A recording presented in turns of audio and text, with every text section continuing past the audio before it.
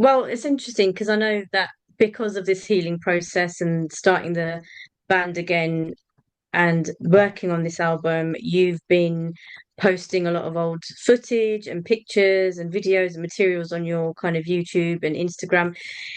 Basically, I think from the last sort of 30 odd years, is there anything that when you're looking back at them has surprised you or, just kind of got you thinking?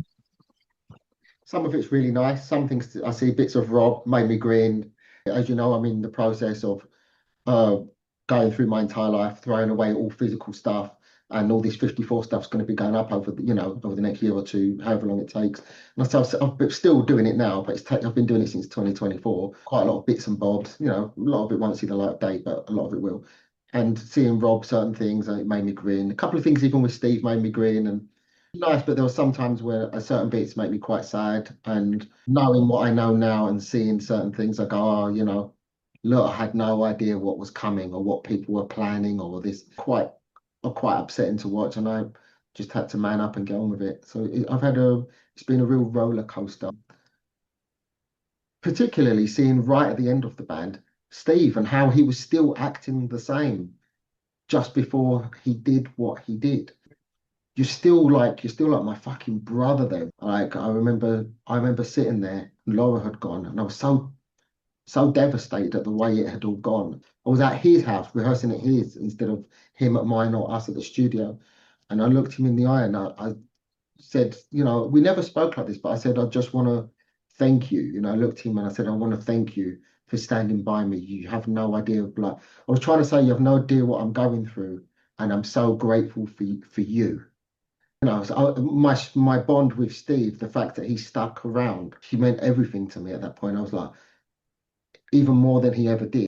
So so to see what happened right after, it's like I think sometimes you must have known what you were about to do. Without him, I couldn't have done it. And he used it as a weapon, in my opinion. He waited till I was at my lowest and he just destroyed everything. Yeah. And that's like was the kind of final nail in the coffin, wasn't it, with 54, and that was the end of everything. And Deck had worked really hard to replace Rob. Deck was not even really a metal drummer. He worked so hard. Me and Steve really put him through it. Deck really took it on the chin because he was getting fucked off, like because there was always Steve going, no, Rob went da da da da or whatever. Steve was really on it, much more than I was. And Deck was getting mm, more fucked off. And I was like, Deck, just hang in there, mate. You've only got to do this once. And then once you know the songs, we can work on new material and you can take on the spirit of what Rob done, which is important, but you can then be your own thing. But with the Rob stuff, you've got to do it like Rob to a kind of a huge extent. Maybe not note for note or beat for beat, but for the most part, you can. So Steve in particular worked him really hard, and the dude was getting better and better and better. We've done a few shows. There might have been certain bits where he needed a bit of work, but he was, give him another few months and the dude would have been on it. And we really put him through it. We booked those gigs and just threw him in the fucking deep end. I said, you're supporting Mighty Freeman and you cannot fuck up. Like, and he was like, fuck, no pressure. Then I went, yes, pressure. But, there's no time for baby steps. We're supporting Mighty Freeman. So learn the rock bits, please. yeah.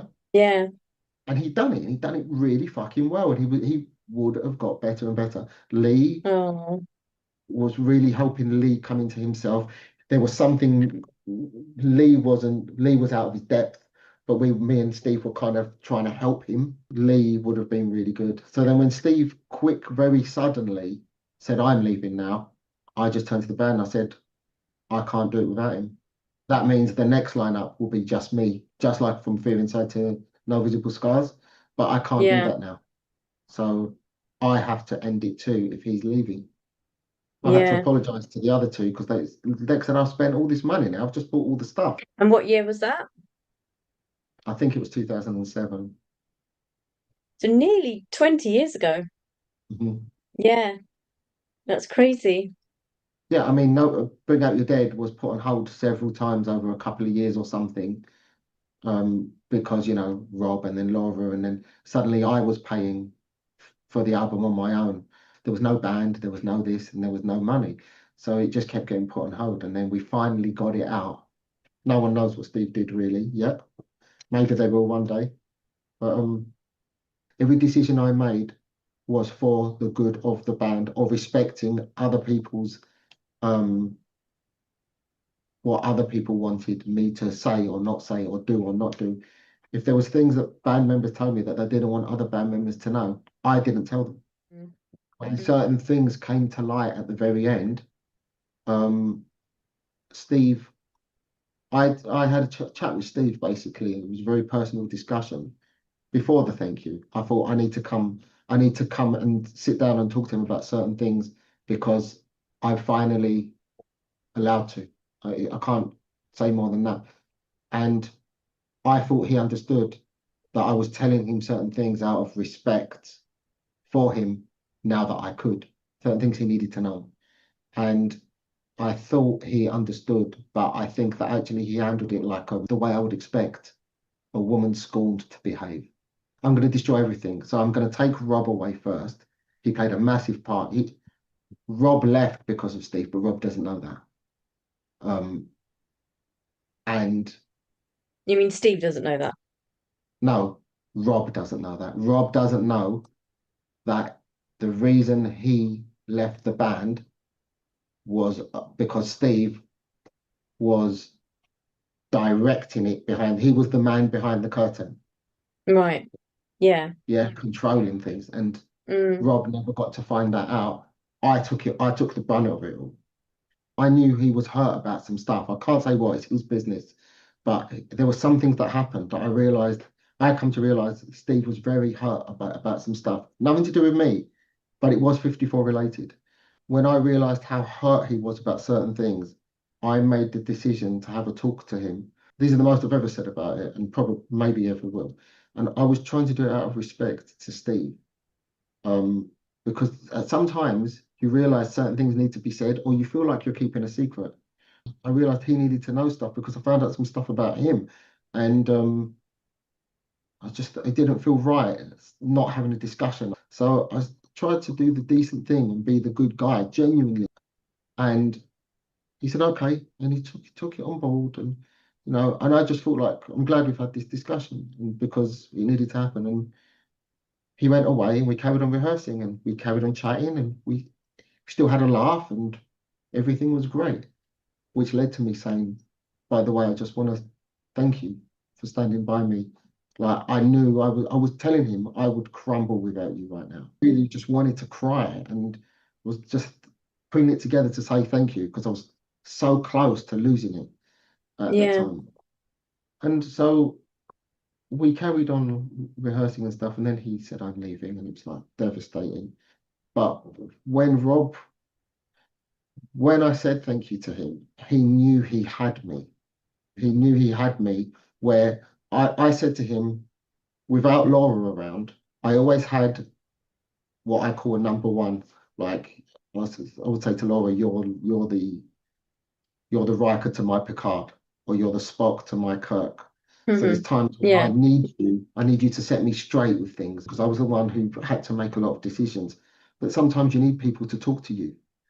And I said to Steve, you need to understand your role is elevated because I trust you, you're my Mm. fucking brother, and there's no one else around. So that was really tough, actually, just knowing that Steve was at that time your rock Mm. towards the coming of the end of 54, and for him to turn around and leave. And obviously the Oh. knock-on effect for the others when it was just sort of kind of starting to get going again. Mm. Um, do you want to just carry on talking a little bit more about that? Laura was the one who kept me like, she was the one who'd pull me up on my shit to put me in my place when it was necessary. You're the one that's here, you're still standing with me, and I need you to understand that in a sense you've been promoted. I didn't put it that way, but your Mm. job in the band is slightly different. I need you to check me sometimes and correct me and guide me when I'm going wrong. He said, okay, like, and so I felt like we had an understanding. But it seems to me, you know, that what happened was because he started to change change as a person, I think, or you starting to Mm. see the truth. I don't know, maybe he was always that person. Um, went around there to rehearse one day after this stuff. Things were a bit wrong with Rob at the time, but he was still in the band, but he did start to pull away. I know a bit more about that too now, but I can't talk because that's his business. Me and Steve started working on, trying to work on sort of new material for what would have been the next album. And we were talking about, what we're going to do. And he was asking me about shows and booking shows. And I was telling him that everyone has the same attitude, I really don't know what to do about it, which was promoters would say, I've said this before, so I'll keep this short. Mm. You've got the same drummer. Yeah. Ah, no then. What do you mean no? Oh, really? Yeah. Get in touch. Get in touch when you've got a different drummer. Okay. Wow. And it started happening a lot right at the end. Um, it was common. You got the same drummer. And the problem was they wanted him to make his kit smaller. They were sick of him and they were sick of us. If you're not going to make your kit smaller, don't come and play. We don't want you. So anyway, I said to Steve, it's like the whole of the UK have decided that they don't want us to play. Steve turned around when I said that. He started shouting at me, and I was just like sitting there, like, okay. Like it was real shock. I was like, okay. I was just listening. I didn't get angry or anything. Just like, and he said, "You're meant to be leading the band, and you're not leading." And he just like was shouting at me. He said, "You're not doing your job." And he basically said, "If you don't, I'm going to have to go." And I remember vividly, I wasn't smoking weed or anything at that point. I was very clean because I was driving. I drove to his, so I wasn't drunk or anything. I had to drive. And he said that. He said, "You're not doing your job." And that really hurt me because I sacrificed everything for the good of the band, always for the good of the band, before my personal feelings, before my ego, before this. It was before my friendships. It was the band Mm. first. Yeah. Everything was good of the band. And there was this person telling me, "You're not putting the good of the band first." Must So have really like actually pierced your heart to be hearing those words I when that's remember all that bowing you were doing. and I remember looking down and thinking, "You're right. You're right. Like something has to be done." Not only how hard it was, even at the best of times, but on top of it, no one would do anything for me. So he was right. Something had to give. And when he said, either Rob changes or I'm out of here, in my head, I went, well, okay, he's right. Something has to be done. So I said, okay, let's have a meeting with Rob and we'll have to have this really awkward discussion.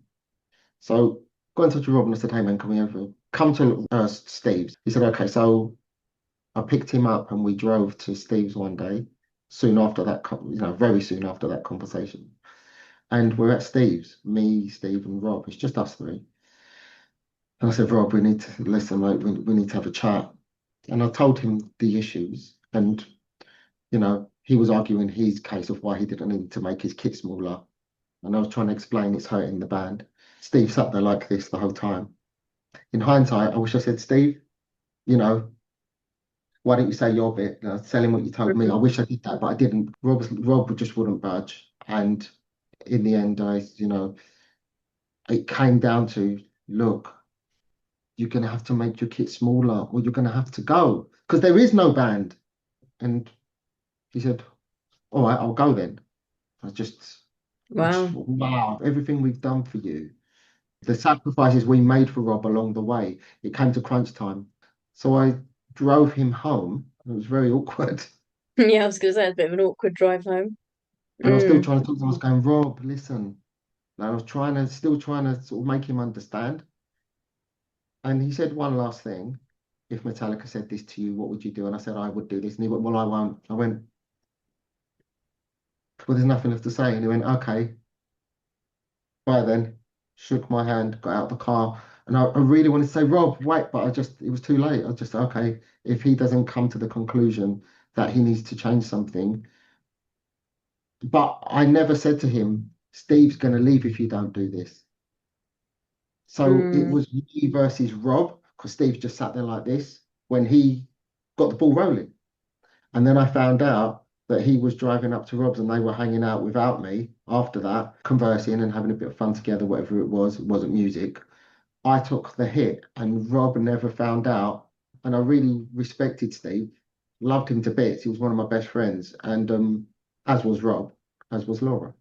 And we were all a really tight unit. We were fucking family. I know people say this shit all the time. It's cliche. We were.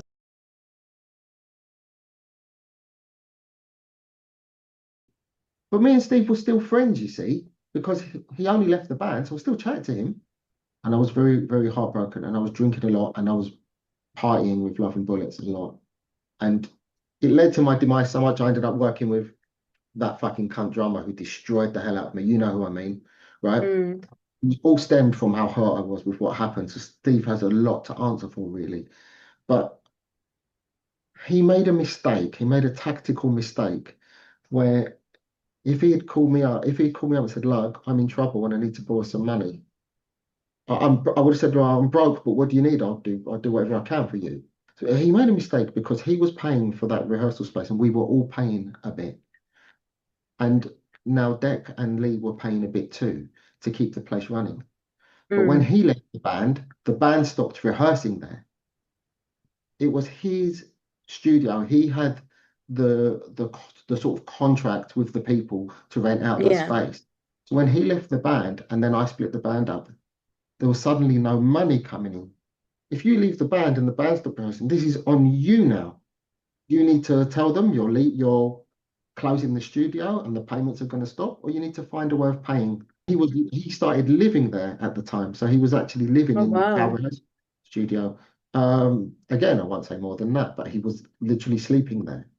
Last few times I went there, he was like living there. So it turned into see Steve's personal space. There was shit everywhere, and it didn't feel like a rehearsal in the way it used to a lot of the time. The rooms were full of sort of his stuff. So he just messaged me one day and said, "You owe me money." Oh, wow. And I Really? went, and I went, "What for?" He said, "The studio." I haven't been to the studio. And he said, "The electricity bill's enormous." Now, I know why the electricity bill was enormous, but it was nothing to do with me. Um, and I said, "That's got nothing to do with me." And he sent me another message back, like quite shitty. And I sent him one back saying, "Steve, be careful what your next message says to me because you're about to do some damage." And the next one he sent me back was, "Mr. Kiriakou, Mr. Kiriakou, Mr. Kiriakou. Either you pay me the money or you'll be hearing from my lawyers." I just drew a line. I went, "Okay, friendship's over. I look forward to hearing from your lawyers." Did you Um, hear from the lawyers? no, but he did call the police on me and in a sense, Laura, I guess. But and he tried to, I can't say too much here. Wasting police time. He shot himself in the foot, but destroyed everything along the way. Yeah. And it's such a shame because actually, if things weren't left unsaid and they were honest conversations, it might have been a different story, you know? But obviously it transpired the way it transpired. And yeah, but I know that now what you're doing is part of that healing journey. So although talking about it and revisiting that time is really difficult and, quite painful to talk about, I can imagine. But the fact that it is being talked about and the fact that you are now back with the Area 54 name, which you never thought you would ever do again, is Mhm. pretty amazing. Um, and it hasn't been all bad, has it? I mean, I'm sure there's been some funny stories and funny moments that you could probably think of and share that has What, the happened. past? Yeah, just anything with 54, Loads of stuff. past. Loads of stuff. Yeah, It was brilliant for a long time. Yeah, loads and loads of stuff. And yeah, and obviously talking about the stuff is very sad, but I don't have to do it again. I've finally been able to talk about it because of this. I yeah, can't talk about it to Laura like this because even though we've discussed it, it gets very emotionally charged, and you yeah, end of up just course. going, both of us end up going like fucking cunt, blah, blah. We both get emotionally charged about it because we both got really hurt in the process. I know Yeah. a lot of stuff that I'm not going to say here, but Laura's told me a lot of things. I Yeah. had no idea. So I told her what happened from my perspective, and we both just went, wow, all Steve, unbelievable. Like, but, I mean, allegedly, like, you can, I Allegedly. might be, you know Yeah. what I mean? Like, it doesn't mean he did it. I feel like he did it. And if Steve came on here, he might say, "Oh, I didn't do any of that." Steve would be welcome to do a Zoom with me if he wanted to. But it's like, well, I've got no reason to lie. This is how I see it. And Yeah. how Laura sees it is very similar just from her eyes. So Yeah. yeah, it's very sad, but I never have to talk about it again. And I've always wanted to talk about it. So I'm very appreciative that you're the kind of person I can tell. Well, Because thank you obviously for me and sharing you, it. we're good friends, and me and you are good friends. I trust you more than I trust almost anyone. And how could I say it to anyone else then? But you know me, the Yeah. persons, so you know how things hurt me, and I think you know my personality very well. To be Yeah. able And to I know tell you, Laura quite well. And I know Laura from a long time. I know you, and I've kind of seen things unfold over the years. So to kind of hear it from like the inside perspective from your end, I think is really, really important to kind of get that out there. And yeah, just thank you for doing that. well, thanks for letting me, ramble on. Um, Just one last question though. If you think Area 54 never stopped, where do you mhm. think you'd be today? I think we'd probably be quite well known. Yeah. I don't know what that means. I think we'd be quite well known. Um,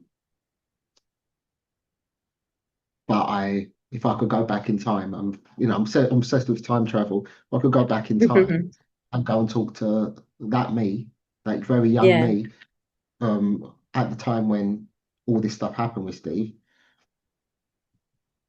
I wouldn't try and change the past. I would just say to him, "You're going to get really hurt, but it's going to be okay." That's all I would say to him. So I wouldn't change it, and I wouldn't have learned all the production stuff I did with Andy and met my Yeah. friend Lee. May he rest in peace, and all my friends who I met along the way because 54 went wrong, all that will be deleted. As Vanilla Ice says, we are who we are because of who we were, and this is absolutely true.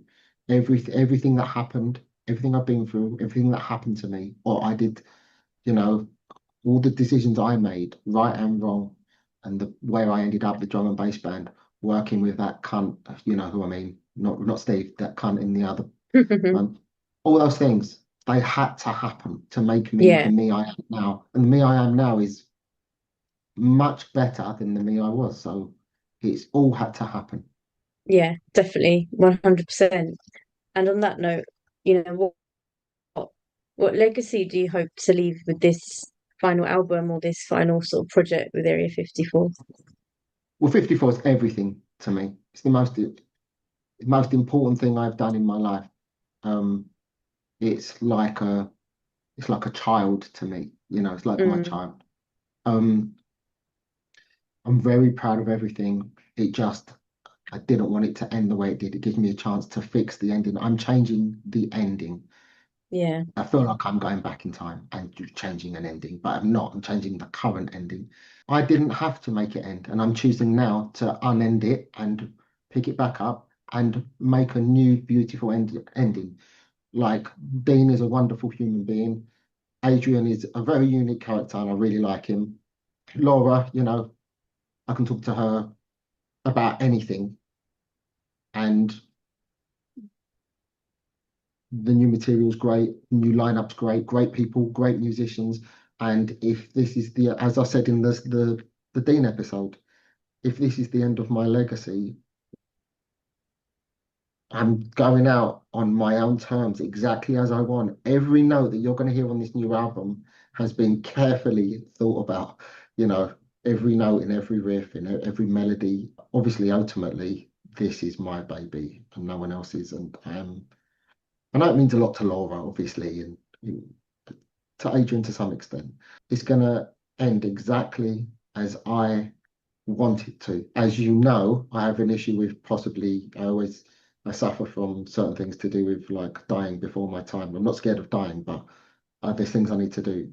Me and you have discussed this, and I've told you that I'm gonna basically give you all of the demos. And it should something happen to me before we get to do the album, I'm giving you permission. So it's on record here, giving you permission to release all of them so people can hear what we would have done. Those rough as fuck demos, but you can hear the songs at least. So no matter how I look at it, that gives me the freedom to say, no matter what happens, 54 materials coming your way, even if I get one over by a bus tomorrow, either in the form of demos or a brand new fucking shit hot album. And it's a positive difference. The lyrics are different on this album. Mm, We haven't discussed the lyrics. The lyrics, you can still tell it's me, I think, but yeah, I can't do that talking about depression stuff anymore. There's a change, and I think it's more mature. They are the best lyrics I've ever written, and I'm incredibly proud of them. And I think yeah. people will be surprised at the difference. I'm really looking forward to actually hearing it and seeing it. And hopefully, I mean, you've given me a big responsibility there. So with great power comes great responsibility. But hopefully you will still be around to release the album and we can talk some more as we go through the process. And That'd be really nice. yeah, just want to thank you for letting me be part of the journey and part of the Area 54 family. And just yeah, thanks for talking to me today. You absolutely are part of the family. Thank you for doing it. You're welcome. All right, great. Take care. All good. Take care.